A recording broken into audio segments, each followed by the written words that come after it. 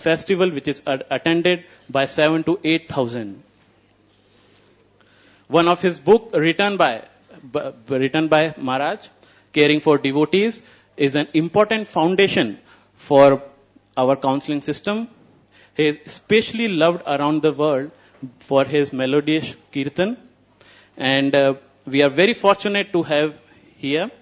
And we would like to express our gratitude by chanting 3 times loudly, Hari Bol, Hari Bol, Hari Bol. His Holiness Niranjana Swami Maharaj ki. Time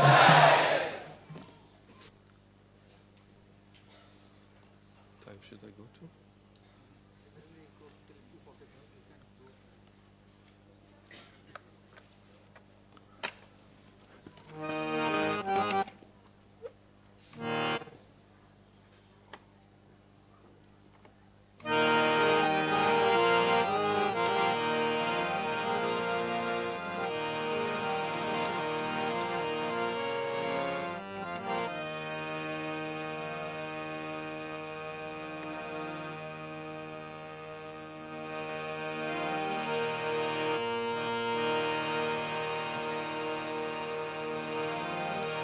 Namo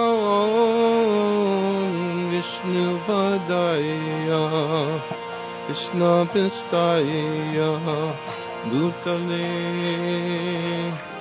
Srimate Bhaktivedanta Swami Tinamine.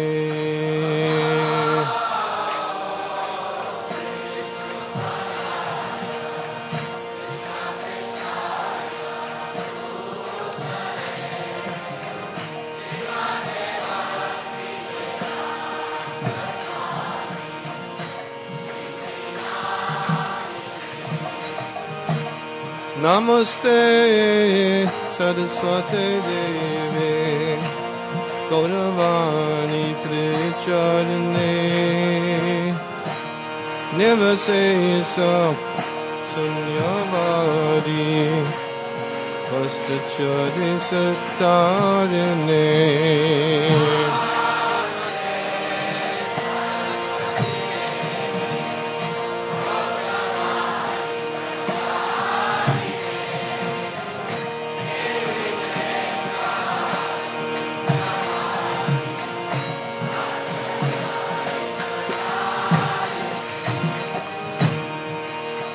Krishna Chaitanya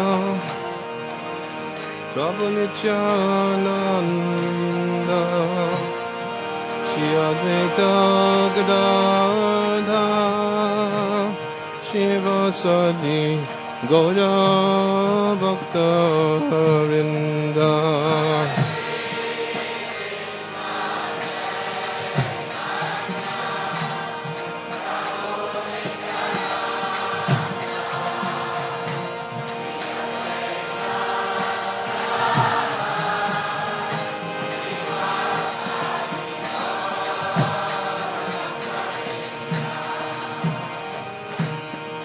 Shri Krishna Chaitanya Prabhu Nityananda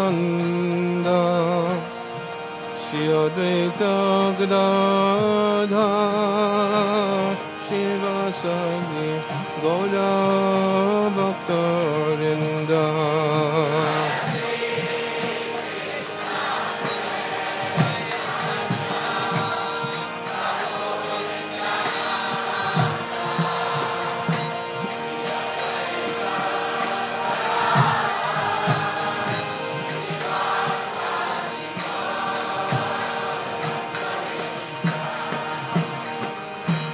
Shri Krishna Chaitanya Prabhu Nityananda Shri Advaita Gadadhar Shivasadi Gaura Bhakta Vrinda.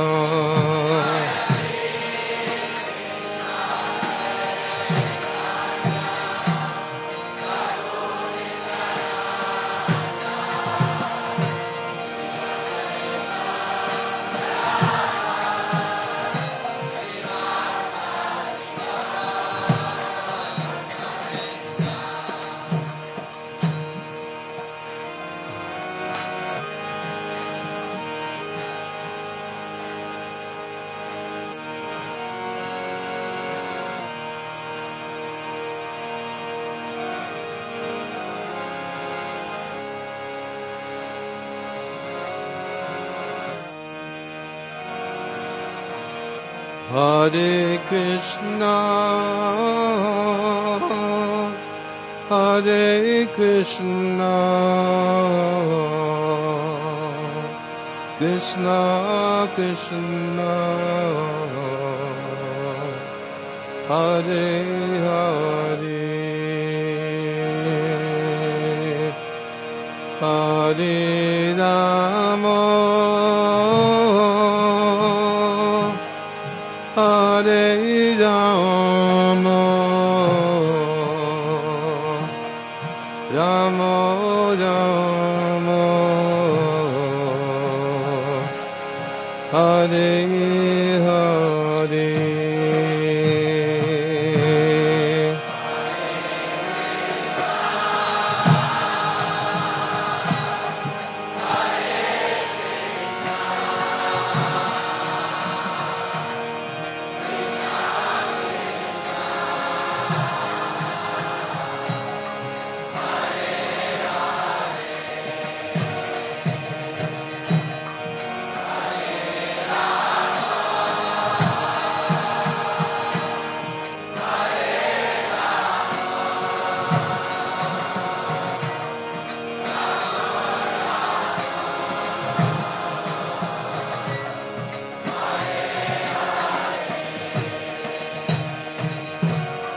Hare Krishna,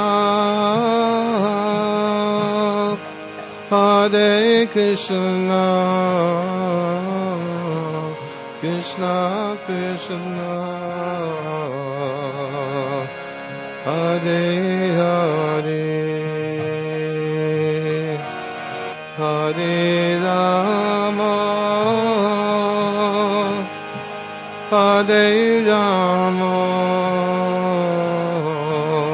Rama Rama, Hare Hare.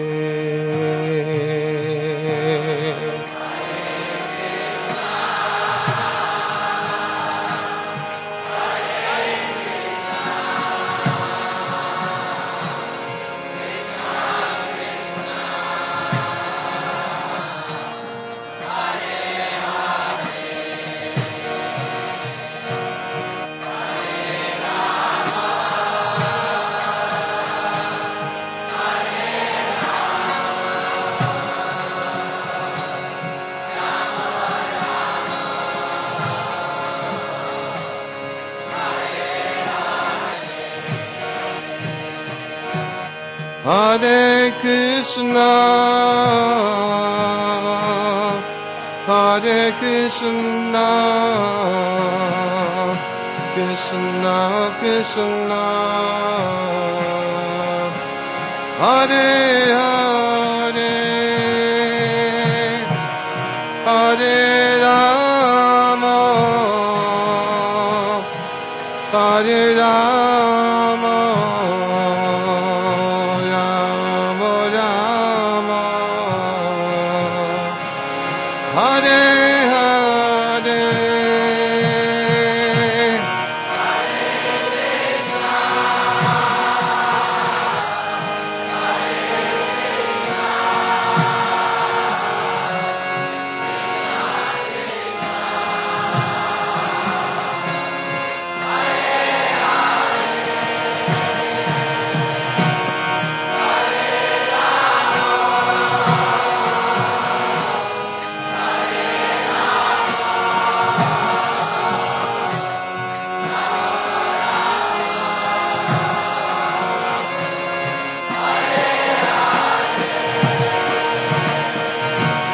Hare Krishna,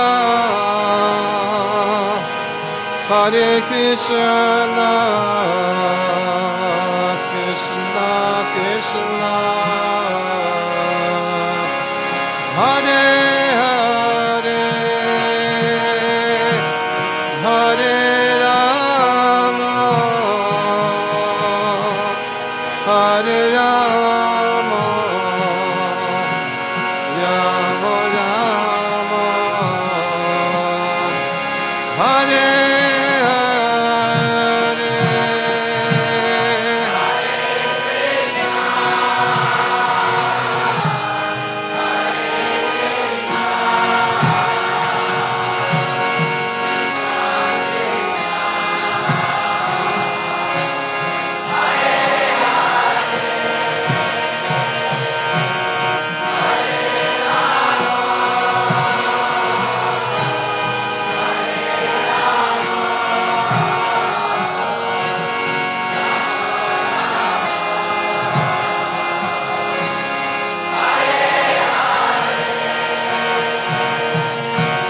Hare Krishna, Hare Krishna, Krishna Krishna, Hare Hare, Hare Rama, Hare Rama, Rama Rama, Hare Hare.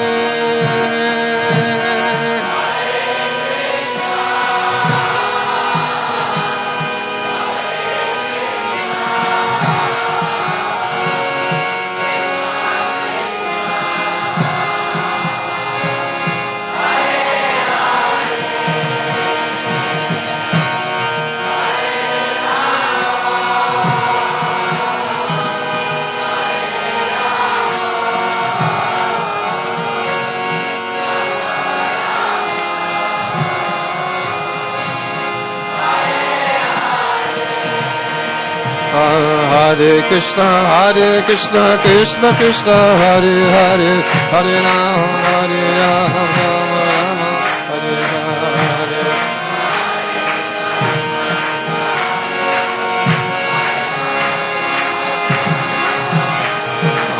Hare Krishna, Krishna Krishna, Hare Hare, Hare Rama, Rama Rama, Hare Hare.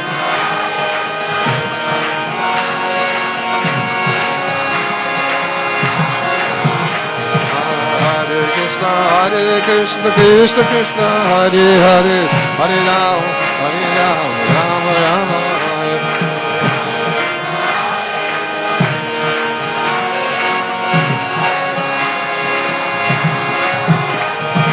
Hare Krishna, Krishna Krishna, Hare Hare, Hare Rama, Rama Rama, Hare Hare.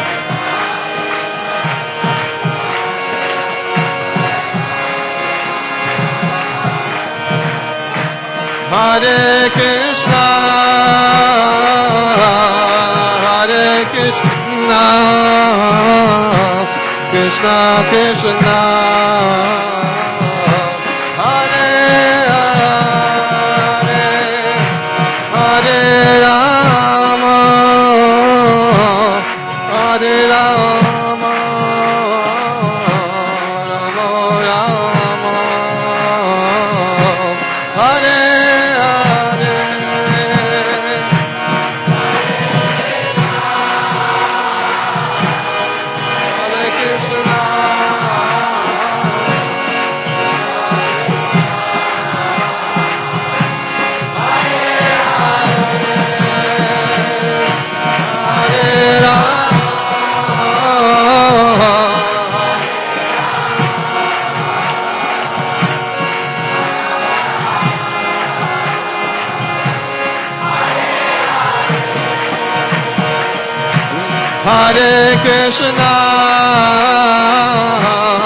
Hare Krishna,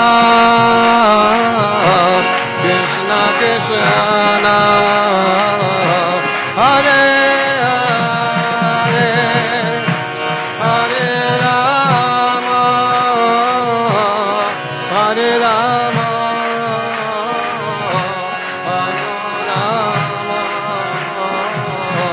Hare Hare.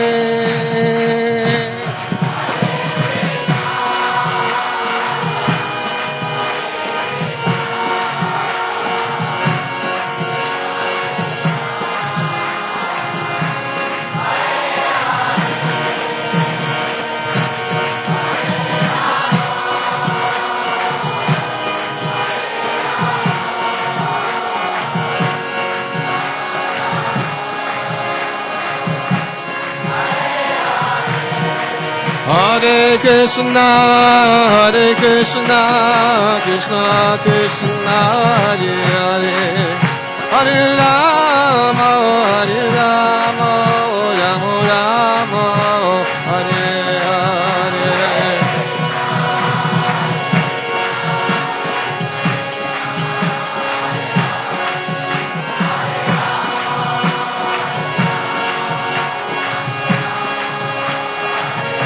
Hare Krishna,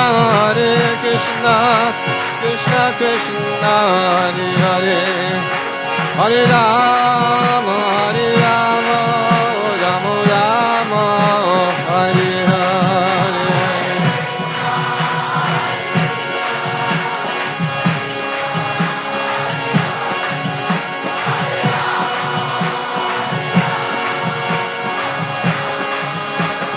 Jayo Jaya Prabhupada, Prabhupada, Prabhupada, Prabhupada.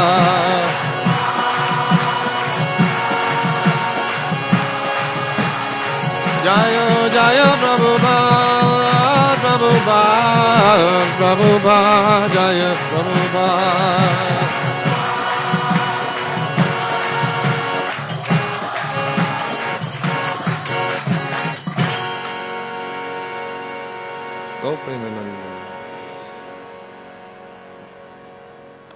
Namo Vishnu Vidaya Krishna Prastaya Bhutale Srimate Bhaktivedanta Swami Niranjana Namaste Saraswati Devi Gauravani Pujarane Nirvishesha Sanyavari Pastuchade Sutarane.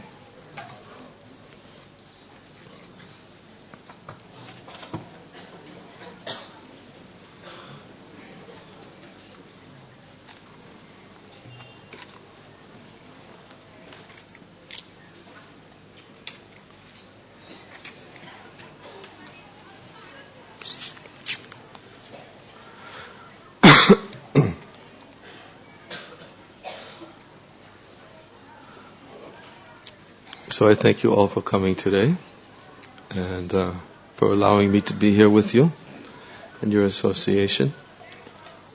Very happy to be here, as always.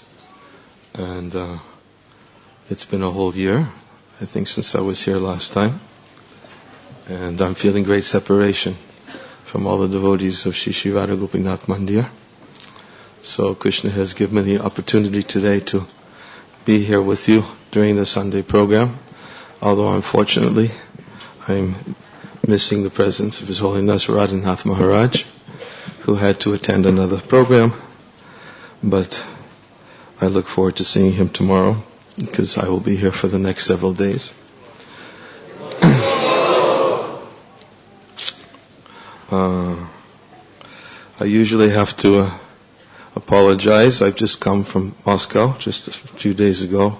I've been in the Soviet Union, former Soviet Union, for some time, and I'm used to being translated sentence after sentence, and and it always takes me one or two classes to adjust. So if it looks like I'm adjusting,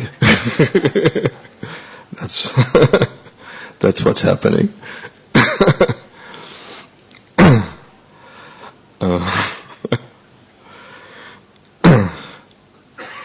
As we were driving yesterday,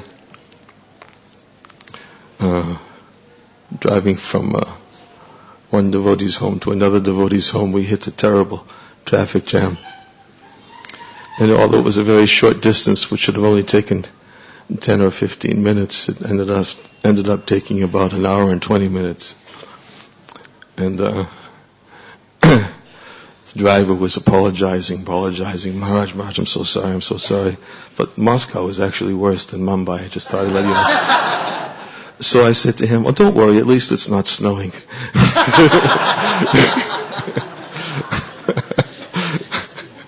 And everybody laughed. I said, well, you always look at things in a positive way, I guess. But it's a fact.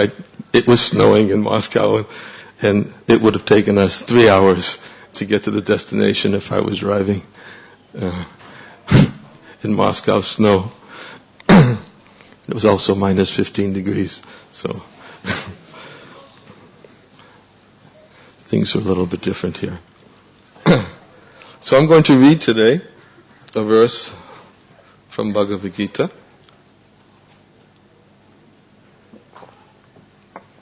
This is the 18th chapter, text 58. I'll read first the Sanskrit, then the translation and purport.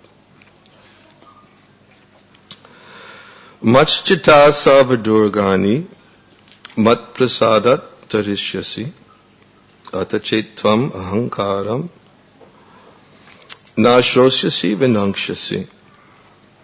Translation.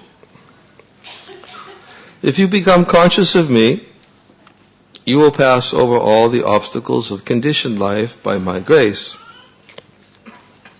If, however, you do not work in such consciousness, but act through false ego, not hearing me, you will be lost. Purport. A person in full Krishna consciousness is not unduly anxious about executing the duties of his existence. The foolish cannot understand this great freedom from all anxiety. For one who acts in Krishna consciousness, Lord Krishna becomes the most intimate friend. He always looks after his friend's comfort, and he gives himself to his friend, who is so devotedly engaged working 24 hours a day to please the Lord. Therefore, no one should be carried away by the false ego of the bodily concept of life. One should not falsely think himself independent of the laws of material nature or free to act. He is already under strict material laws. But as soon as he acts in Krishna consciousness, he is liberated, free from the material perplexities. One should note very carefully that one who is not active in Krishna consciousness is losing himself in the material whirlpool, in the ocean of birth and death. No conditioned soul actually knows what is to be done and what is not to be done. But a person who acts in Krishna consciousness is free to act because everything is prompted by Krishna from within and confirmed by the spiritual master. Om Jnana Timirandasya Garanjana Slakaya Chakshur Unmilitam Jena Tasmai Shri Gurave Namaha Mukam Karoti Vachalam Pangum Bangayate Garim Yat Kripa Tamaham Bande Shri Gurun Dinatananam Nama Om Vishnu Padaya Krishna Prastaya Bhutale Shrimate Bhaktivedanta Swami Iti Namane Namaste Saraswati Devi Gauravani Pracharane Niyavishesha Sanyavari Paschacha Desatarane Jai Shri Krishna Chaitanya Prabhu Nityananda Shri Advaita Gadadhar Shivasadi Gaura Bhaktivinda Hare Krishna Krishna Krishna Hare Hare Hare Rama Rama Rama Hare Hare Vanchakalpaturubhyascha Kripa Sindhubhyevacha Patitanam Pavanebhyo Vaishnavebhyo Namo Namaha. The verse again is, if you become conscious of me, you will pass over all the obstacles of conditioned life by my grace. If, however, you do not work in such consciousness, but act through false ego, not hearing me, you will be lost.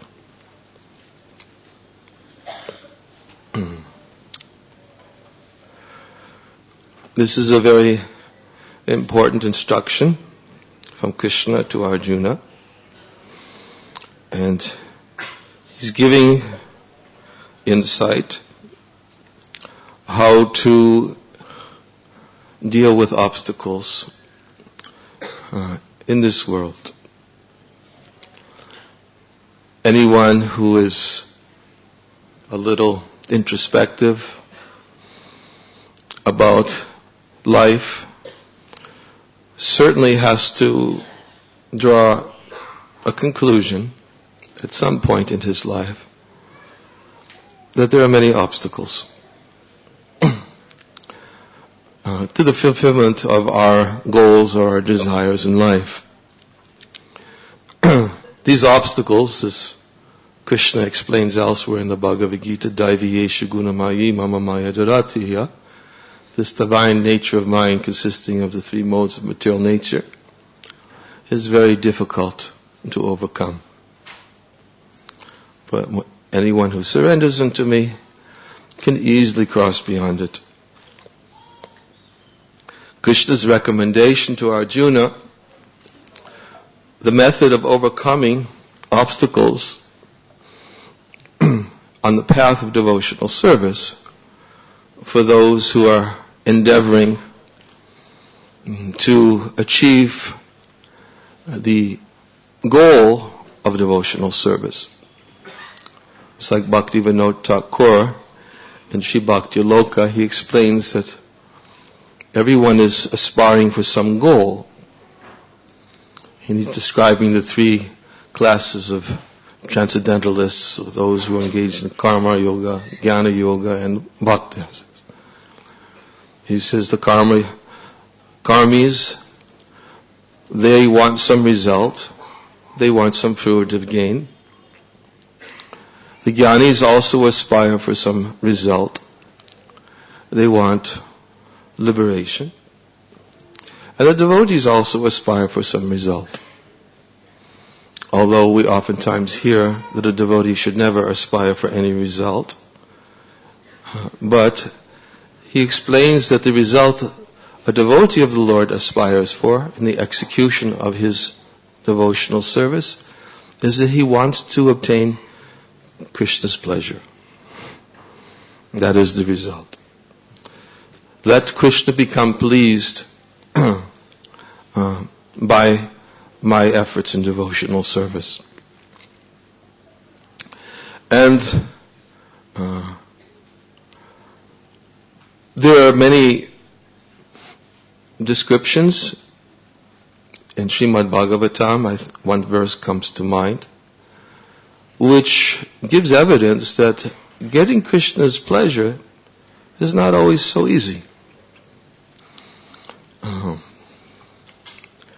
Prahlad Maharaj says, my dear friends, you can't please the Supreme Personality of Godhead, even if you become an expert Brahmin, you become advanced in etiquette or vast learning, nor by austerities, great sacrifices, chastity, acceptance of vows. None of these things awaken the pleasure of the Lord. The Lord is pleased only when one has unflinching, unalloyed devotion to Him. And without sincere devotional service, everything else is simply a show. So the devotee, he wants the result, which is to obtain Krishna's pleasure. But Prahlad Maharaj is herein saying, well, okay, if you want Krishna's pleasure, there's only one way to obtain it. Unflinching, unalloyed, devotional service. And anything else is a show. Bhagavad Bhakti Hinasya Jati Shastram Chapastapa Apranasya Dehanam Mandanam Lokaranjanam, as it is stated. For a person who is devoid of devotional service, even if he obtains, even performs chants all kinds of Vedic mantras, takes birth in a very high birth, high family, even if he performs all kinds of austerities, expert in the Vedas, Bhagavad Bhakti Hinasya Jati Shastram Japastapa. They're all like ornaments on a dead body. They simply serve the concocted pleasures of the general populace. So, therefore, on the path of devotional service, when one is trying to awaken the pleasure of the Lord, for those who are engaged in the process of sadhana bhakti, they'll find that there are many obstacles that need to be overcome. Most of the obstacles that we experience are simply those that are within the heart that need to be cleared. These obstacles, as we know, are described as anarthas, and they can be cleansed from within the core of the heart only by obtaining help from the Lord. Krishna, He removes those obstacles. He removes the impediments. He removes the unwanted desires within the heart of that person which Bhagavatam states, who develops the urge to always hear his messages. And that's what Krishna is saying here. He says, if you become conscious of me, you'll pass over all the obstacles of a conditional life by my grace. If, however, you do not work in such consciousness, but act through a false ego, not hearing me, you'll be lost. So, therefore, the best way to overcome the obstacles on the path of bhakti is by cultivating remembrance of the Lord through hearing about his activities and pastimes. And is what Krishna says here, or as Prabhupada says in the purport, he says, one becomes freed from anxiety. Person in full Krishna consciousness, as is said, is not unduly anxious about executing the duties of his existence. The foolish cannot understand this great freedom from anxiety. Anxiety is another. Obstacles is one thing we can relate to. Anxiety is another experience, another phenomena we can all, at one point or another in our life, can relate to. Anxiety. Prabhupada once said in one lecture, he says, the material world is called Kunta. Is Vaikuntha? No anxiety. And he says, but the material world is Kunta. It is a place of anxiety. Can't avoid it. He said, but there's two types of anxiety. He says there's material anxiety and there's spiritual anxiety. Material anxiety is the cause of bondage. Spiritual anxiety is the cause of liberation. But anxiety, he says, you must accept.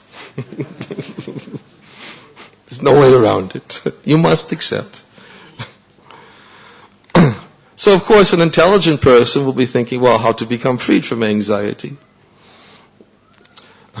which is also one of the byproducts of remembrance of Krishna, because Krishna says, if you remember me always, you'll become free from anxiety.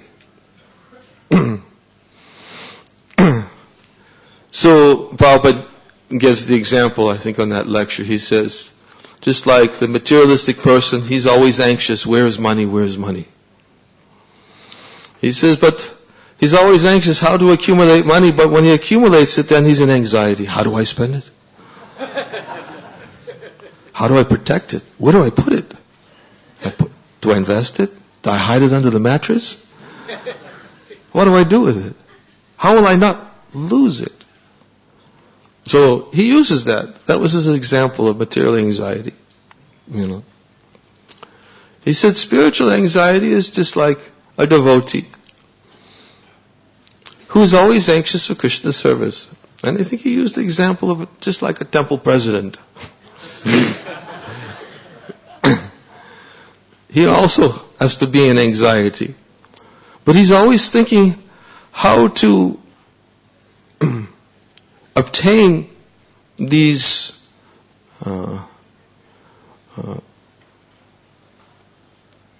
assets for the service of the Lord. But of course, Prabhupada gives the example here, an explanation here, that for a devotee, he can become free from his anxiety in the execution of his duties if he's always conscious of his subordinate position to the Lord. That is how to become free. It's an art. How to be always conscious of our subordinate position to the Lord and not to falsely think under the influence of the illusory energy that we are the doers. Prakriti kriyamanani gunai kamani savasha. Krishna says the bewildered soul, under the influence of the three modes of material nature, he thinks himself to be the doer of activities, which are actuality carried out by material nature. So the art, he said, of becoming free from anxiety is how to work in this consciousness of always being subordinate to Krishna. In the 3rd canto of the Srimad Bhagavatam, in the description of Lord Brahma's prayers for creative potency, Lord Brahma is praying to the Lord how to create a universe and not become entangled in it. Can you imagine? I mean, things that we do, which may somehow, if we're not careful, fool us into thinking that we've done it. Right? We get some result, some small result. And we look at it externally and it appears to be very successful. Oh, I wanted to get this job. I got it. By my hard efforts. Or I wanted to obtain this, any result we may be. And then after some endeavor, prolonged endeavor, it appears. And then we begin to identify with the things that we did, which led up to what we perceive as the fruit of our efforts. And when the fruit comes, immediately we think, oh, look what I did. We're very eager usually to take credit when some nice result appears. But actually, Prabhupada explains in this particular example of Lord Brahma, Lord Brahma had to create a whole universe, and he's thinking, how do I create a whole universe and not think that I did it? We do something very small, but create a universe? And then Prabhupada explains in the commentary, he says, fortunate is the person who's entrusted with responsible work. And if he's always conscious of his subordinate position to the Lord, then whatever manifests as a result will always be done nicely. Because the nice result will manifest if we're always conscious that we're a servant of Krishna.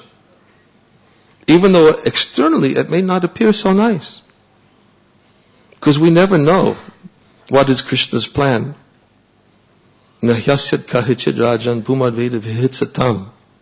Bhishmadev said, nobody can understand the plan of Lord Shri Krishna. Even though great philosophers inquire exhaustively, certainly they're bewildered. So sometimes it may appear so many adversities are coming. And when we think, why are these manifesting? But we may not know may not understand what is Krishna's plan. In all of this, if we're dependent on Krishna, Krishna has some plan. And Prabhupada in the commentary of that verse, he says, the devotee, therefore, he simply accepts that Krishna is the supreme plan maker. I have my plans. Krishna has his plans. And whatever plans I may have, Krishna always has the final decision. That's Krishna. That's the difference between Krishna and me. Krishna always has the final decision.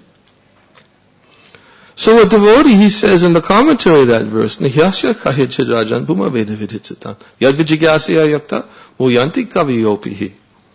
He says, therefore, devotee, he's always conscious of being subordinate to the Lord, and he's always obedient to the will of the Lord in the execution of his duties. And therefore, this is how he transcends the dualities, the perplexities of this world, because he's able to be conscious of Krishna. If we're not doing something for Krishna, how can we be conscious of Krishna? How can we depend on him? If we're doing something on false ego, and it's not manifesting, immediately we start thinking like, how can I get the result that I want? Or we become discouraged, disappointed, depressed. Why is it not happening the way I want it? If we identify with the fruit and think that, yes, by my efforts, it will come, and therefore we think, by my own initiative I am undertaking this endeavor, then how can we think of Krishna? Therefore, Krishna is saying in the previous verse, he says, "And all activities depend upon me, work always under my protection. In such devotional service, become fully conscious of me." Depend on me, he says. If you're conscious of me, you'll cross over all the obstacles of conditioned life by my grace. If you're not conscious of me, as he says, then not hearing me, you'll be lost. Therefore, a devotee practices remembrance of Krishna. So, Prabhupada says in that commentary about Lord Brahma, he says that for a devotee who's always conscious of his subordinate position of the Lord, whatever he does, the result will manifest nicely. He says, but even if we forget, if we're not conscious of our subordinate position, and even though it may appear to be like externally a very nice result, it's not done that nicely. Because the real result is that Krishna's will must manifest, that it is his desire, and the devotee therefore must be always conscious that yes, this is manifested by Krishna's will. Prabhupada was always teaching us that by his own example. He's always saying things like, look what Krishna has sent me. My spiritual master sent all of you to me to help me. I remember actually, I was just telling yesterday one devotee a story. When some time ago, I can't remember, when I went to the Bhaktivedanta archives. And I always go there to the archives to find out what new material they have. And the devotee received me. He said, Maharaj, I got something you want to see. So I said, really? What have you got? He said, I just got it just a few days ago. I said, what is it? What is it? He said, it's Prabhupada's diary from 1966. I said, wow, you have Prabhupada's diary? He said, yes, it's the original diary. Just gave him to me just a few days ago. You want to see it? I said, what kind of a question is that?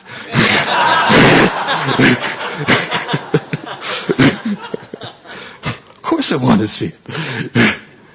He said, okay, but don't take it out of here. I said, okay, no, I won't take it. So he pulled out from the file cabinet this diary. And he put it in my hands, and I didn't know what to think, didn't know where to start. So I said, can I go in the other room?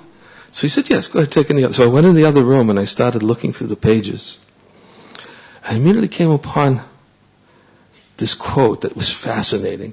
This is just like, it was a classic Srila Prabhupada, February 1966. Prabhupada had written down, I can't think of the exact words, but I'm paraphrasing, but it's very close. He'd written in his diary, because he had gone that day to do a recording, chanting, with a few of the people that he had introduced to chanting.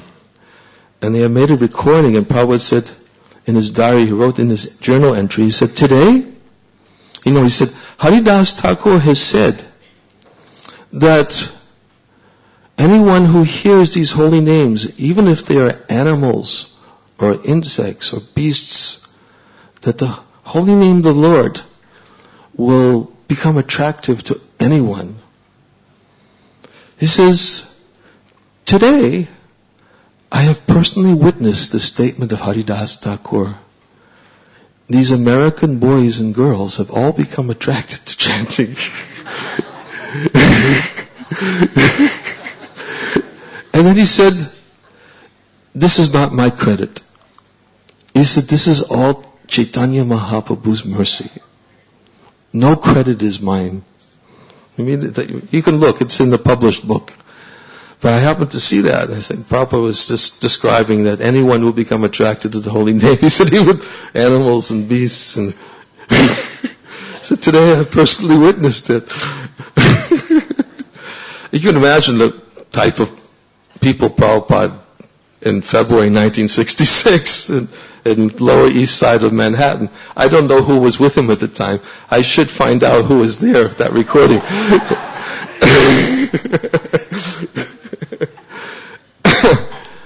But his bottom line was, this is all Sri Chaitanya Mahaprabhu's mercy. It is not my doing. He says, he has made this possible today. That's how he thinks. He was teaching by his own example that everything is happening by the mercy of the Lord, and never thinking himself to be the doer. And for being in that consciousness, anyone who actually strives to always hear, chant, to remember the Lord, then what Krishna says here is that he removes all of their obstacles in their life. And he says, Prabhupada even gives the example, he said, just like, for one, Lord Krishna becomes the most intimate friend.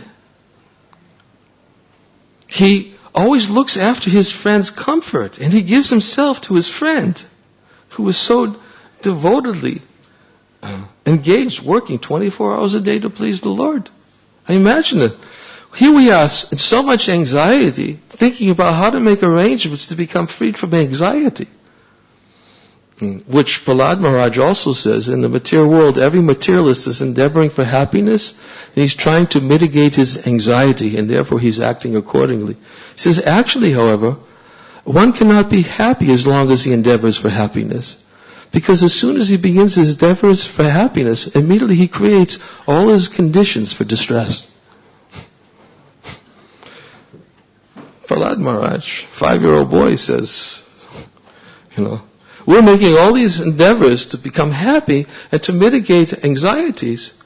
And little do we know that in all of our efforts to mitigate our anxieties, we're creating more anxieties. Because we're not depending on Krishna. And Krishna, who's our best friend, can remove all anxieties much better than, imagine if you had a best friend who was always just with you every time, and you had any little obstacle, immediately he would take care of it. See to your comfort, see to your needs, see that you had everything you had. That best friend is Krishna. He's ready to do that if we turn to him. But we need to remember him. Like Prabhupada once, he told the story of himself when he was a household and he had his son on the train. And he said, when they got on the train, they went off for some time, and then the conductor came around to collect the tickets. And the conductor turned to Prabhupada's son when he was a householder. He said, where's your ticket? And the son said, I don't have a ticket. And the conductor was playing with me. He said, you don't have a ticket? And the boy, no. Get off the train. Get off the train. He was trying to be very serious, although he was very joking. But this Prabhupada's son didn't know he was joking. And then Prabhupada, when he was telling his story, he said, but immediately his son looked up and immediately said to the conductor, oh, he's my father. Answer to all problems. Solution. Nothing else. No other adjustments required. Oh, he's my father. Anxiety gone. And Prabhupada used this example. He said, yes, this is a devotee. All he has to do is remember, yes, Krishna's in control. Anxiety gone. Not so easy.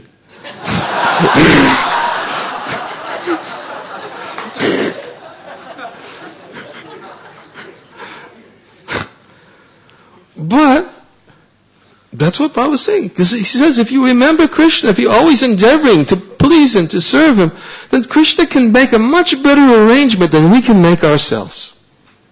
He knows how to remove obstacles in the path of devotional service. He knows better. Because He knows everything that's in the heart. And He knows all the obstacles that are there due to our attachments within the heart. And therefore He arranges in such a way. And therefore He may sometimes put devotees in difficulty. Yes, yaham anugrahami harishe taddanam chanai. Someone may say, what have I done to get this result? But he may not understand that actually Krishna's removing obstacles, believe it or not. If we always just depend on Him, if we always just remember Him, if we always just be conscious of Him, even in the face of adversity, anxiety will go away. That is the true test that everybody has to face throughout one's life. Makes me think of a story I'd like to tell, actually. It's a very nice story. I think it's quite appropriate for this topic. It'll take me a little while.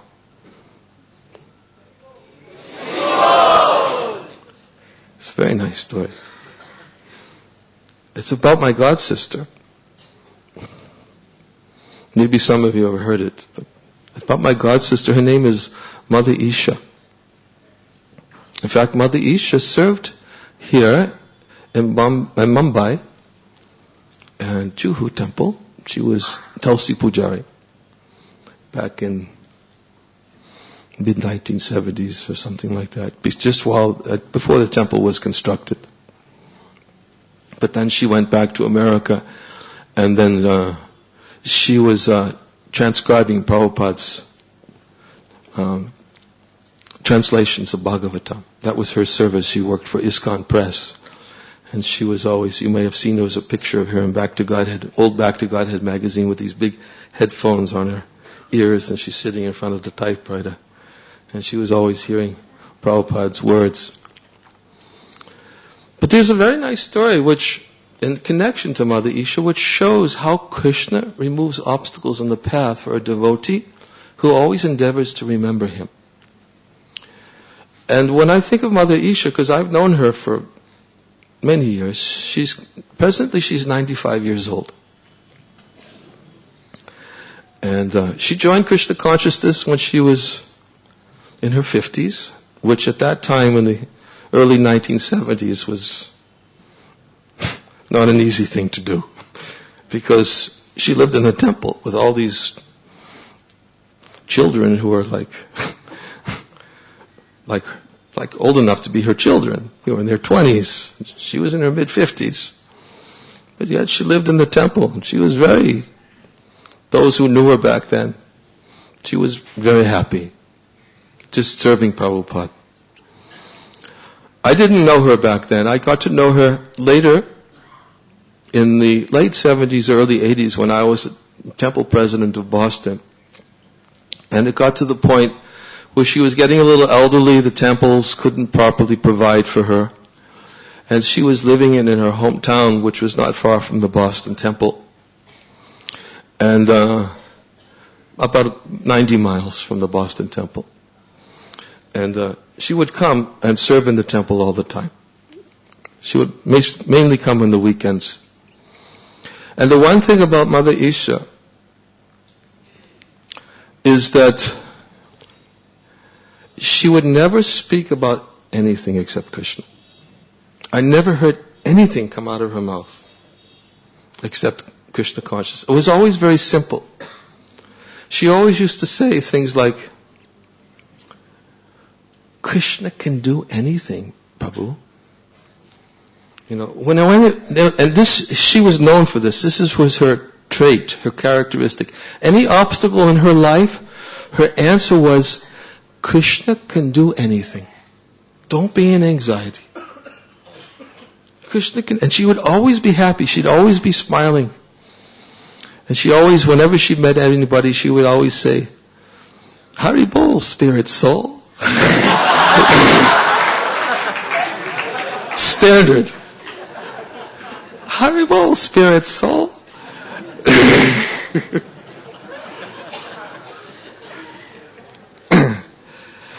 And she would come to the temple, and She used to ride around on a bicycle, actually, in her hometown. She would go everywhere. She would get everything she needed. She lived alone. Her husband died some time before. She had no children.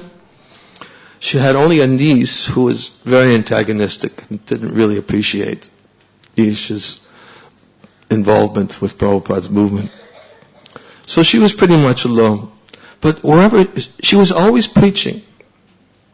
And wherever she would go, she'd always have some mantra cards or some books. And wherever she went into, whatever shop she went into, she would just always, dressed in her sari, preach, talk about Prabhupada, talk about Krishna.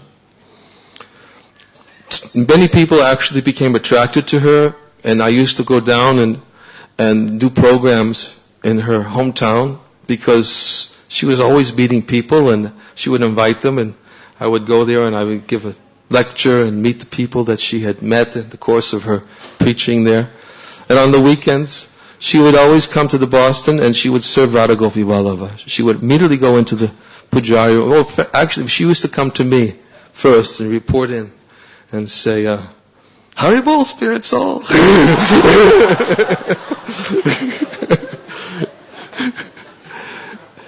And she would tell me what she was preaching for the week and when people that she met, and then she would go bathe, put on her clean sari and go down, and she would serve the deities all day long, and then after, when the Sunday feast began, she would always go around and just meet guests and just Haribol, spirit soul, same thing. And she'd give them the mantra and say, can you chant this? Hare Krishna, Krishna Krishna, Hare Hare. She'd get people to chant, and people were so disarmed. I mean, they were just so, nothing they could do. They would just see these people walking in for the first time and just chanting with her. I mean, this elderly woman, at that time she was in her 70s. And she would get them to chant. And she was somebody that did not know obstacles. That's always the impression I'd have her. She did not know any obstacles. For her, Krishna consciousness was just very simple. Serve the devotees, serve Srila Prabhupada, serve the deities, chant Hare Krishna. That's all one has to do in life. And she met people sometimes when she got even older. She met somebody who could see she was having a difficult time. And this woman who I met later, and I'll tell you the circumstances under which I met her, I asked her, because she started going when Isha was getting too old, and she couldn't even go and do her own shopping. This woman started to do everything for Isha. She would go and buy her everything she needed, and she would take care of the house and clean the house, and she was always with her, so much so that her husband felt like, like abandoned. And at one time I asked her, I said, so when I met her recently, I asked her, so you're a devotee? She says, I don't know what a devotee is. I said, if a devotee is somebody who loves Isha, then I'm a devotee. That was her answer. She didn't know anything. I mean, really, she didn't know much. Although Isha always told her about Prabhupada, she told her about other devotees, and she knew about me, because I've known Isha for so long, and Isha at one time, she even called me and asked me, she says, I don't have much money, she said, but I want to give everything, make sure everything goes to Prabhupada when I die. She said, can I put your name in my will, and you'll use everything for Prabhupada? So I said, well, you can just put the temple. She said, no. She said, I'll put it in your name. So I didn't argue, although it wasn't really. But I've known her for so long. She's actually like a Siksha guru for me, to be honest with you. Not like, she is my Siksha guru. I have to be honest. Anyways, in 6 years ago, when I was visiting America, somebody had called the temple and left a message on the machine, on the answering machine. And nobody at that time not too many people knew who Isha was, who were living at the temple at the time, because she hadn't been coming around for a while. And as it turned out, she had a stroke. Isha had a stroke. When she was 89, she had a stroke, and she was walking up the stairs, and her friend came and found her, and called an ambulance, and immediately brought her into the hospital. And she called the temple to say that Isha had a stroke, and she thought the devotee should know that. So I happened to be in America at the time. I called the temple, and they said, "Do you know anybody by the name of Isha?" So I said, "Yes." "What about her?" He said, "Somebody left a message on the answering machine saying that Isha had a stroke, and she lost her memory." And so I said, "Oh, really?" So I immediately, I arranged my schedule, and within 2 days I was at the hospital to go to see her. And she had lost all of her memory in the stroke. She didn't know her name. She didn't know where she lived. And she didn't know how to dress. She didn't know how to eat. Everything. So I called, and this woman, her name was Sandy, who was friends with Isha. She was in the hospital room with her, so I called her to find out when I could come to the hospital. She answered the phone. So Sandy answered the phone. I said, "I'd like to come tomorrow. Will it be possible?" He said, "Yes, it's possible. You can come. Isha's doing a little bit better, but she still doesn't have any memory." So I said, "Can I speak to Isha?" So Sandy said, "Isha, Niranjana Swami is on the phone. Do you want to speak to him?"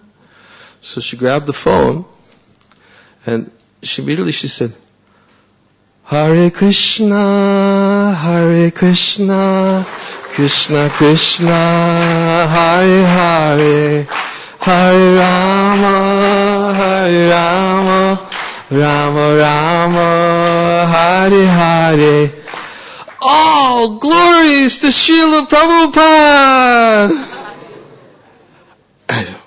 I said, "Mother Isha," and nothing else. She didn't say anything else. So I said, then she gave the phone back to Sandy. I said, "It sounds to me like she hasn't lost all her memory, has she?"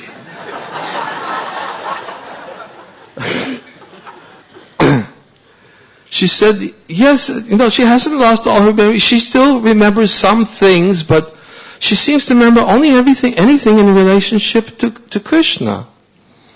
So I said, "Really?" So I came there the next day to the hospital, and she was in a therapy, and they were trying to help her, teaching her how to dress and things like that.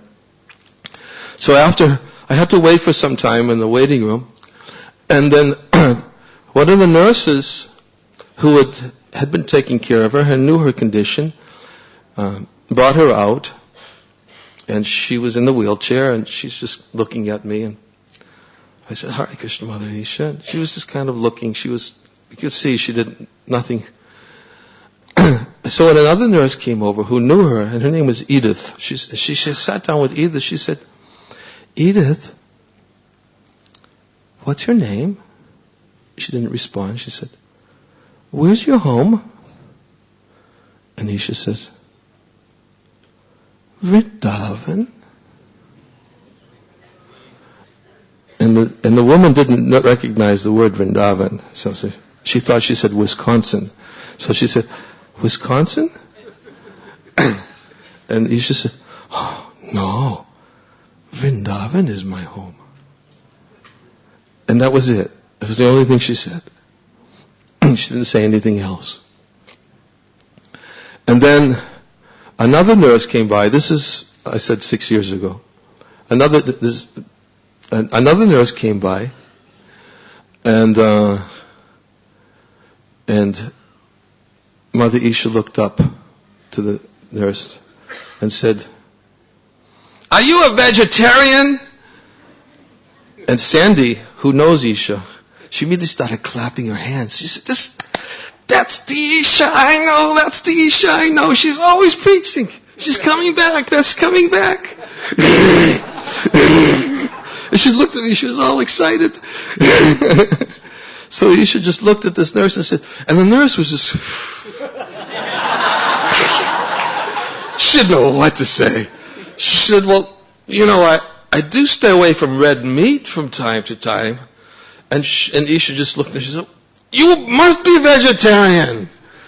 And then this other devotee, he came with me, immediately started taking over and started explaining that what does it mean to be a vegetarian, because Isha couldn't say anything more than that.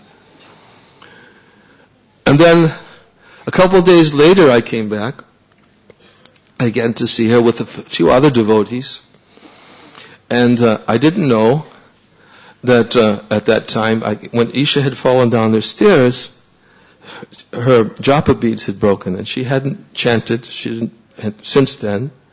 But the devotee came with me. He was chanting on his beads, and Isha looked up, and she just was staring at his beads. So the devotee, Imunajivana, said, he thought maybe she wants my beads. So he handed her the beads, and she took the beads, and the whole rest of the visit, she didn't look, she didn't notice anybody else. She just put her hand in the bead bag, and she was just chanting, Hare Krishna, Hare Krishna. No other words were coming. She didn't say anything else. She was just chanting. And she kept the beads. So, time had passed, and I had arranged, because I was afraid that devotees didn't know Isha, so I made arrangements that devotees would go, and we were trying to arrange to bring her to Vrindavan, but her antagonistic niece would refuse to let us take her anywhere, because she was being a relative, she had custody, and so she had to stay, and eventually she was put into a nursing home. And I would send devotees to go and see her. And over the course of time, she lost every remembrance of anything. She couldn't say any words except two things, which I found out on my last visit. And this is amazing. If you want to see it, go to YouTube and type in Mother Isha chanting. You go there. So I went there and visited the summer of last year. And we went to the nursing home where she had been staying. And when I went into the room, I could see she didn't remember me. She was just sitting in the chair. And she didn't say much. She didn't say anything, actually, excuse me. And she didn't even look much. She was having a hard time remaining conscious. So I went back to the desk and I asked what was her state of consciousness. I spoke to the nurses who were in charge. And they said, yes, her memory she doesn't do very much. She said that all we hear from her is the Krishna song. So I said, the Krishna song? She said, yes, that's the only thing we hear is the Krishna song. Nothing else. So I went back into the other room, and I went to Mother Isha. So I took her hands in my hands, and I said, Mother Isha, Hare Krishna. And she looked up to me, she said, Hare Krishna. I said, Hare Krishna. She said, Hare Krishna. Krishna, Krishna. Krishna, Krishna. And it's all she can say. Nothing else. It's all she can say is Hare Krishna, Hare Krishna, the whole mantra. And as I was leaving, because I spent some time, but it was a bad time of the day, the nurse said, if you want to come back, the better time is in the afternoons. She's a little bit more active. In the morning is not a very good time. So I left, and as I was walking out, one of the nurses of the nursing home, she saw me. I was dressed in my devotional clothes, and she was carrying some people in the wheelchairs and taking them someplace. And she came over to me, she said, "Who are you here to see?" I said, Edith Graves. She said, "I knew it." I said, as soon as I saw, "I knew you." She said, "I love that woman." I said, "Really?"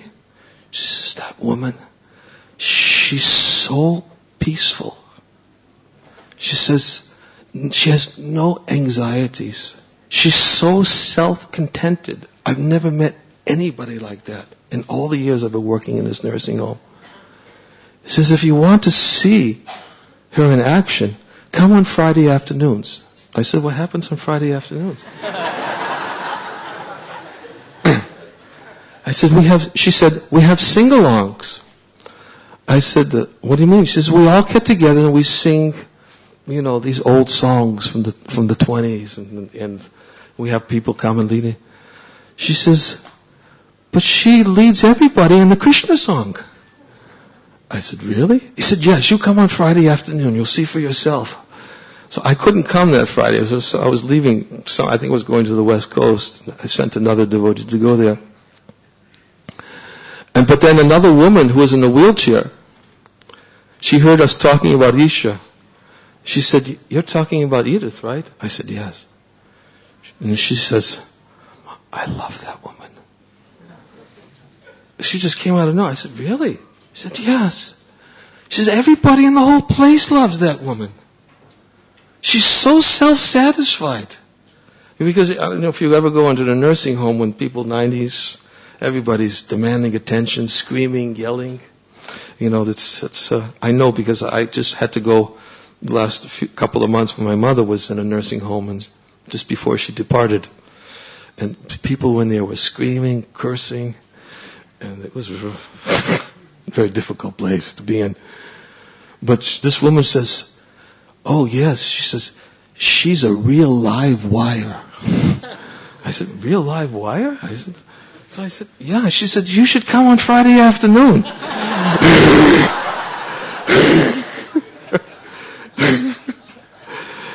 She said, "She's got everybody singing the Krishna song." So, I sent another devotee. I wanted him to, I said, "You got to go. You've got to keep in touch, And although he wasn't able to go, they didn't allow him to use in the nursing home to video any of the events. We wanted to interview the people also, but he wouldn't allow us to do that. But he was with Mother Isha, and every time he spoke to Mother Isha, he would just say, "Mother Isha," and he would start chanting. And just, only thing that came out of her mouth was, "Hare Krishna." I can't remember the melody she was chanting. I think it was it was the Tulsi. Tulsi Artikir. Hare Krishna, Krishna Krishna, Hare Hare, Hare Rama, Hare Rama, Rama Rama, Hare Hare. And she chanted so melodiously. But that was the only thing she could say. But what I could see, this woman has no anxieties. No anxieties. She's not even, her body, she's like completely detached from her body. She's not even aware of it. Krishna has just removed all obstacles in her life because all she would speak about, hear about, chant, was only about Krishna. And Krishna who was in her heart just removed all the obstacles on her path. And she's completely Krishna conscious. Completely Krishna conscious. If you look at her, anyone who looks at her, I've gone there, anyone else has gone there, there's no anxieties at all. Krishna removes all the obstacles in the path for the devotee. She's 95 now. And I told the devotees, I says, if Mother Isha ever passes this world and nobody knows about it, this will be, you have to stay in touch, you have to make sure.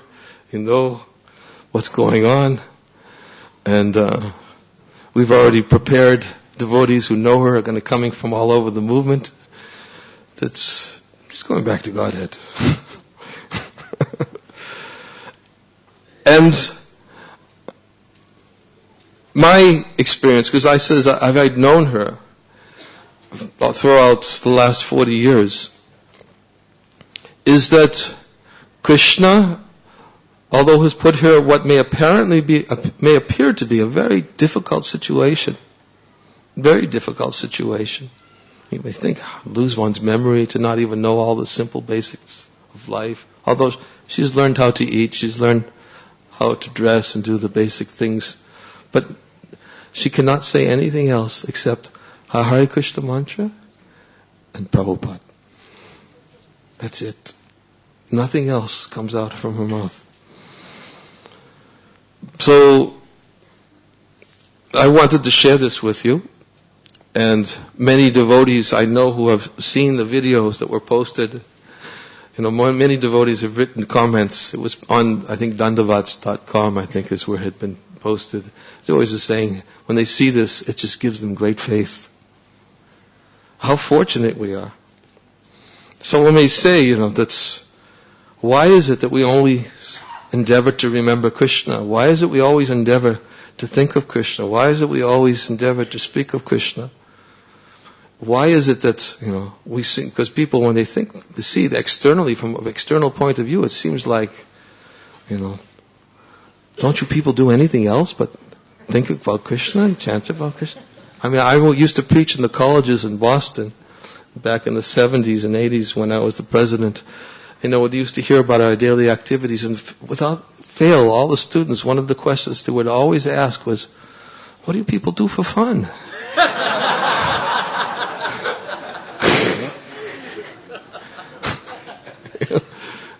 It's just, don't you do anything besides Krishna? I mean, this for Krishna, that for Krishna. What? Isn't it? But that's it. That's what life is meant for.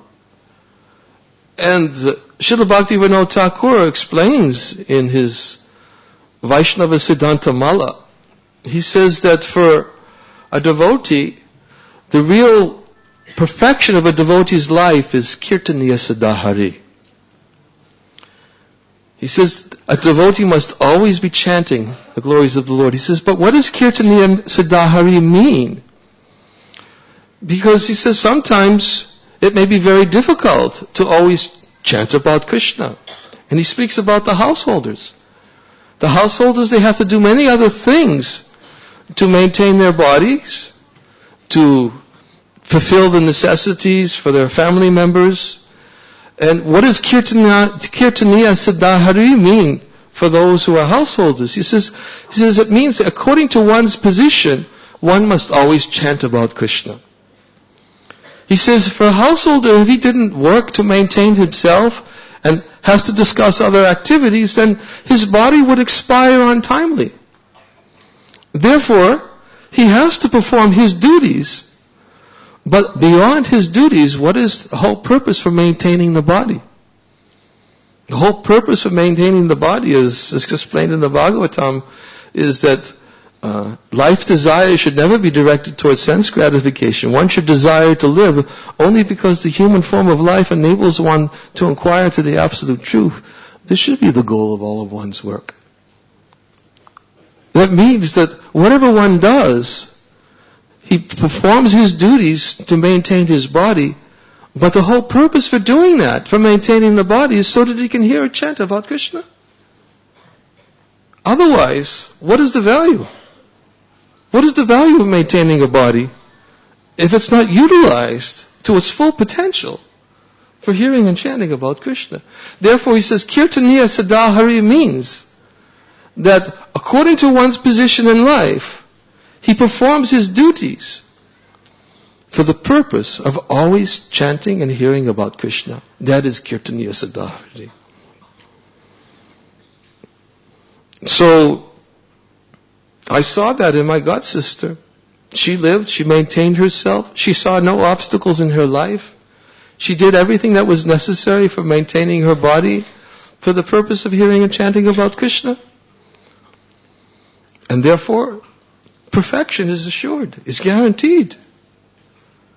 And Krishna says, Yaidam paramam guyam mad bhakteshva vajashati. For one who tells others about Krishna, for him devotional service is guaranteed. And at the end he comes back to me. The chatasman manusheshu kashchin me priya kritama. There's no servant in this world who's more dear to me than he. Nor will there ever be one more dear. Krishna says, guaranteed. Guaranteed. How many guarantees can we really rely on in this world? Right? We get so many guarantees. You use this product, yes, guaranteed. Put your money in this bank, guaranteed. Yeah, so many things. But Krishna gives his guarantee. He says, devotional service is guaranteed. And at the end he comes back to me. Just use this life to its full potential. Use it. Don't waste it.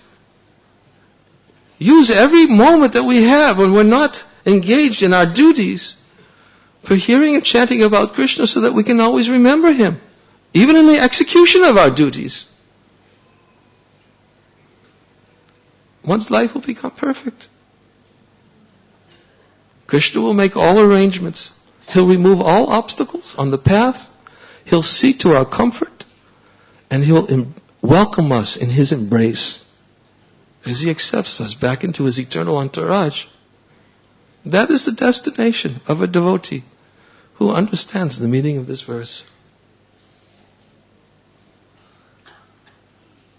I think I have to end here. Thank you very much. Hare Krishna. All glories to Srila Prabhupada.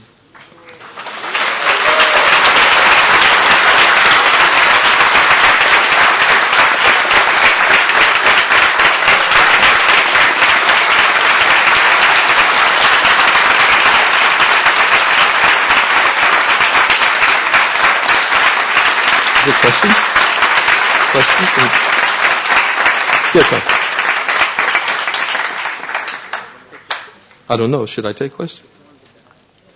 Yes? Some questions? Okay. Yes.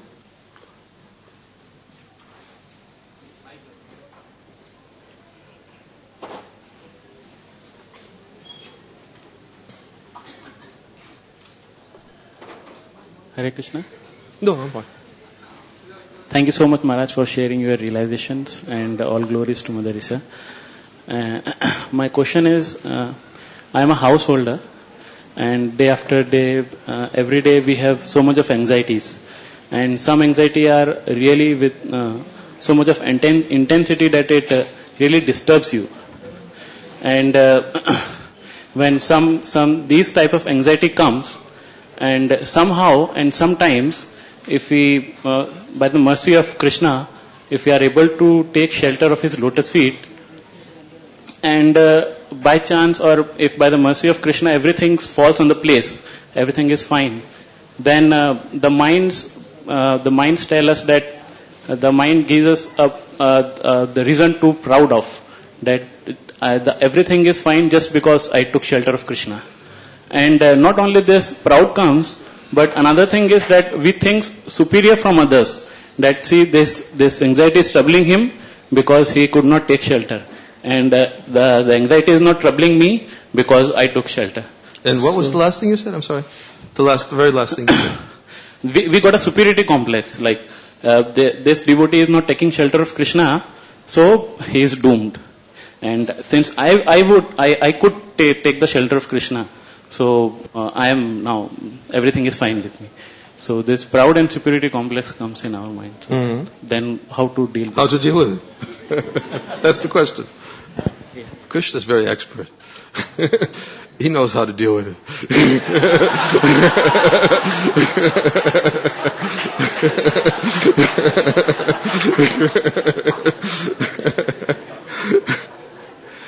As soon as you think you're standing tall, he pulls the rug out right from underneath you.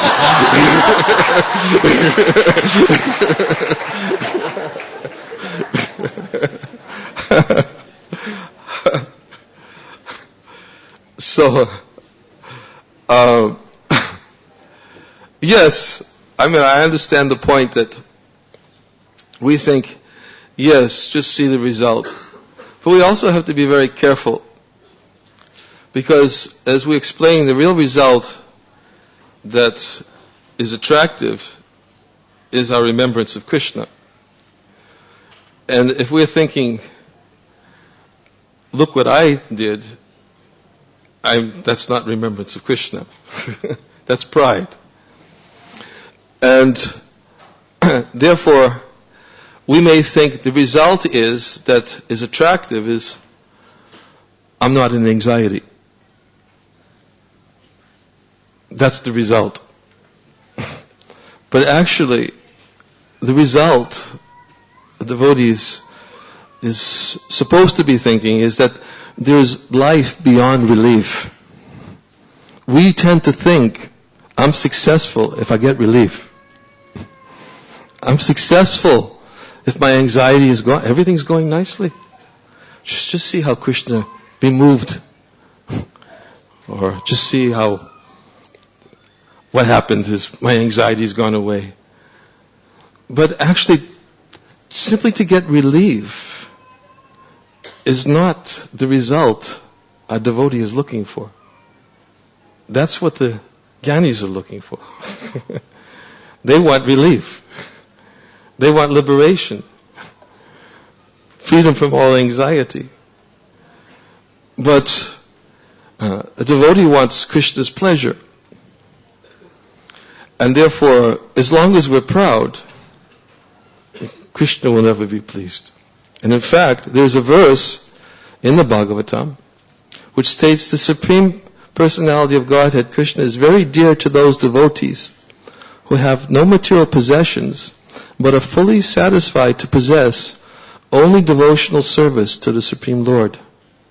Indeed, the Lord relishes the activities of those devotees.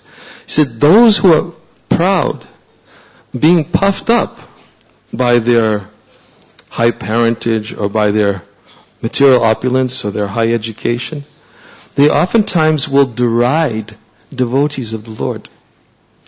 And therefore, even if such persons offer worship to the Lord will never accept it.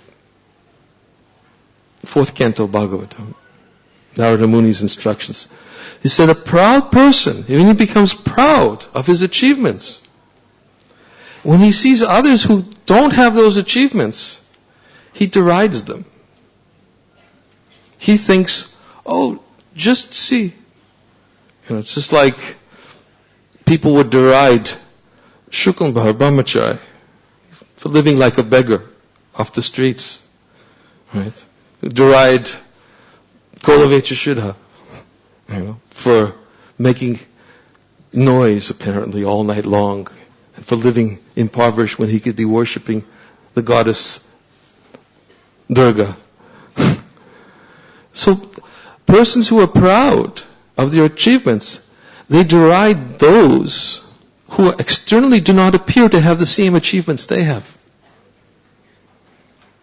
That's the result of pride. That's the danger of pride. And therefore, such persons, when they look derisively upon others thinking, oh, he doesn't have the same achievements that I've made, then Narada Muni says, even if such persons offer worship to me, I won't accept it. Krishna says that. And if you read in the story of Kolavecha Sridhar, when Lord Chaitanya accepted, from his own hands, he accepted the plantains, cups and plates and the gourd. Vrindavan Das Thakur says, the proud millionaires, they can never understand this pastime. They can't understand. That because they may offer, but because of their pride, the Lord is not inclined to accept what they have to offer. But He is inclined to accept from those who are always conscious and dependent upon Him. So you say, what do we do? How to deal with it? How to deal with pride? One has to look at it as an anartha within the heart, an obstacle on the path of devotional service, which cannot be overcome by our own efforts. As soon as we think, I can become free from pride by my own efforts, sorry, no. I have to fully depend on Krishna to eradicate that obstacle on my path. I have to depend on Him, pray to Him. To come to the clearing stage of chanting the holy name of the Lord means to actually very attentively, very deliberately know what are the obstacles. Because to not know what the obstacles on the path of devotional service is called an anartha. Tattva vibhrama. It's an anartha. To be ignorant of the obstacles in the path of devotional service is an anartha. So we should know what they are. And by knowing what they are, then we can know what we need to pray for to overcome, so that my heart becomes free from obstacles. Because unless we show Krishna we want to become free from them, He's not going to take them away. If we keep on fueling our pride again and again and again, and then accept it as normal, accept it as a state of existence which I can't do anything about, it's just there, it's me, then that complacency will actually reward us with more pride. But a devotee who knows he has pride, who sees it as an obstacle to devotional service, sees it as an impediment in his dealings with Vaishnavas, he sees it as an obstacle that will make it very difficult for him to become an instrument in the service of the Lord. How can I actually truly serve the Lord when I don't depend on Him? Then he knows what he has to very intensely pray for to the Lord, because only the Lord can remove that obstacle. We can't by our own strength. Yogi namapi savisham mankidankatinantana. Krishna says, of all yogis, he who abides with me in great faith, worshipping Him in devotional service, he's most intimately united with me in yoga. He's the highest of all. Depends on Krishna, even for the removal. But still, although he depends on Krishna, still he has to make some effort. He has to make some endeavor. And in fact, this is the exact topic we're going to be speaking about in the evenings. I was told that I was asked to give some evening classes about patience and dealing with the obstacles in the path of devotional service. So this is what we're going to talk about in the next 3 evenings in our classes, this topic. I think it took a long time to answer that question. And we probably have to start Kirtan. Is it a quick one? Sometimes short questions have long answers. Maharaj, actually, maybe because of over-enthusiasm, sometimes it becomes very difficult to draw a line between our capacities and how many anxieties we can take, Because there are so many ways we can serve mission of Srila Prabhupada. So, how to draw a line between our capacities? Because many times we get depressed. How to draw the line so that we don't take too much anxiety. Krishna says one has to be moderate in his activities, eating and sleeping. And sometimes it's very difficult to draw the line ourselves. And therefore we need to actually take help from other Vaishnavas who may be able to see things from a better perspective than we may be able to see them ourselves. And if we really genuinely want to continue to accept anxieties for the service of the Lord, and we don't simply want to avoid anxieties completely, which is sometimes the tendency, that's that impersonal tendency to think, let me just shift my life in such a way so I don't have to deal with anything. But Prabhupada says we should be willing to accept anxieties for the service of the Lord. He says we should be willing to take risks for the service of the Lord. And in so many places, he emphasizes this point. But if we can't draw the line ourselves, then we should approach those who may have a better perspective and help them, ask them, please help me to draw the line. And always keep me on the right side of it. And don't let me go to the wrong side and just simply continue to avoid anxieties and thinking that that's devotional service. Is to continue to avoid anxieties and simply to accept the things that I like to do.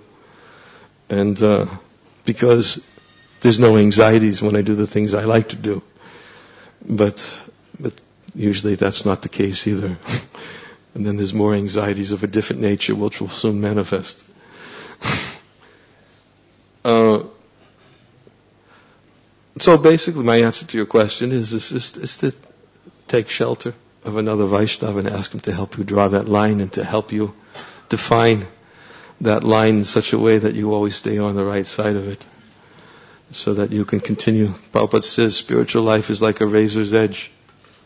So we can slip and fall at any moment. We have to keep the straight line and follow it properly. And sometimes it takes little guidance and help from Vaishnavas. And that's why we have to take the instructions of Srila Rupa Goswami, Tadati Patigrinati Guyamakyati Prichati. He says that we have to reveal our mind in confidence and to inquire confidentially to those with whom we can actually have a confidential relationship and ask them confidentially, help me define my line. Okay, thank you. Hare Krishna, Jai Srila Prabhupada.